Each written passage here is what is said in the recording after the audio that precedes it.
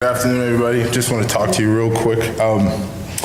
This thing right here is, it just reminds me of Ecclesiastes chapter 3, how it talks about for everything there's a season and a time. And it's just so funny how all this worked out, because, my expectation of this when I first started had nothing to do with ministry. It had with me working out, really. So I met Ernie, got to know him and talked to him, and he started talking about ministry. So I went out to the masculinity thing, and I was just like, wow, this is unreal. Like, a group of men opened up, and they're talking about their issue, and Jesus is in the center of it all. And I told Ernie that day, from that day moving forward, this is bigger than what you think. Because literally, what I saw was a bunch of men getting rehabbed to where they need to be and allowing God to use them in a mighty way.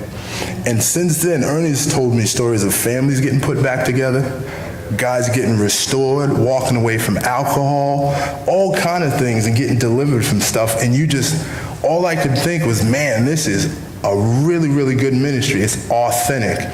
So me and Ernie started working out, and we're talking, and I'm kind of helping him through this, and like clockwork, it's just every time, it's almost like the Lord's pressing on me, like, stick with him, help him out, encourage him. So that's what I come to do. So, and also, it's just like I said, I talk to Ernie all the time about it. It's like, man, keep pushing. You never know what God has for you, you know what I mean? Because you have more, God has more, God can do all kinds of things, and next thing you know, he starts talking to me about this guy named Dr. Paul. I'm like, who is this guy?